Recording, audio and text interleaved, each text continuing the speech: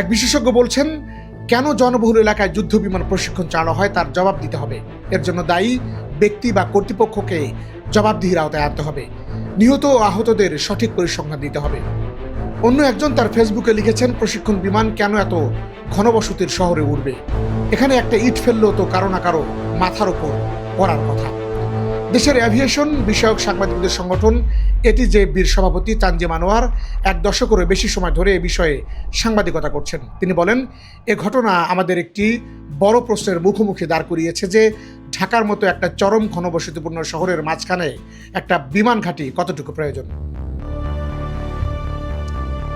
এর আগেও বাংলাদেশের সামরিক ও বেসামরিক বেশ কিছু প্রশিক্ষণ উড়োজাহাজ বিধ্বস্ত হওয়ার ঘটনা ঘটেছে, কিন্তু সেই দুর্ঘটনাগুলো জনবহুল এলাকায় না হওয়ায় অনেক বড় ক্ষতি থেকে বাঁচা গেছে। তিনি আরো বলেন, এই বৈমানিকও চেষ্টা করেছিলেন বিমানটিকে জনবিরল এলাকায় নিয়ে যেতে, কিন্তু শেষ পর্যন্ত তিনি পেরে ওঠেননি। ঘনবসতিপূর্ণ এলাকায় উড়োজাহাজ চালানোর প্রশিক্ষণ নিয়ে প্রশ্ন ওঠার বিষয়ে জানতে চাইলে এই বিশেষজ্ঞ প্রথমেই ঢাকার ভেতর বিমানবন্দর থাকা নিয়ে প্রশ্ন তোলেন। তিনি বলেন, এত ঘনবসতিপূর্ণ জায়গায় বিমানবন্দর কেন? এখানে তো বিমানবন্দরই থাকার কথা নয়।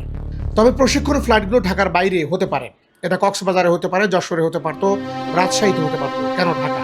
বিমান বাংলাদেশ এয়ারলাইন্সের পরিচালনা পরিষদের সাবেক সদস্য কাজী ওয়াহিদুল বলছেন, আমি গত কয়েক বছর থেকে বলে আসছি ঢাকার শাহজালাল বিমানবন্দরকে স্থানান্তরিত করার জন্য, কিন্তু সেটি হয়নি।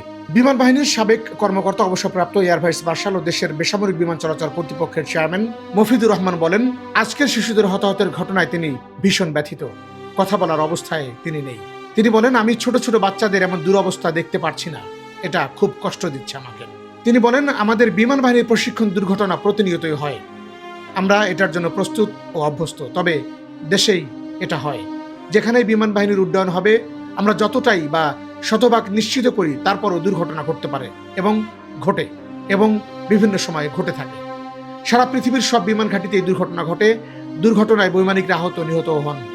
পাশাপাশি আরও কিছু ক্ষয়ক্ষতি হতে দেখা গেছে, কিন্তু মাইলস্টোনের ক্ষয়ক্ষতি একেবারেই চিন্তাতীত, অকল্পনীয়। এরকম একটা স্কুলে বিমান পড়ে ছাত্রছাত্রী, অভিভাবক এবং আরো অনেকেই সেখানে ছিলেন, তাদের আজকে এই নির্মম পরিণতির শিকার হতে হয়েছে।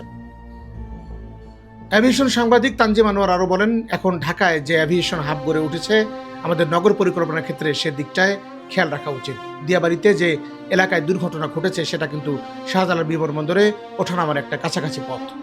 সেখানে একটি ছোট্ট প্রশিক্ষণ উড়োজাহাজ না হয়ে বড় যাত্রীবাহী উড়োজাহাজ হলে পরিস্থিতি আরো ভয়াবহ হতে পারত।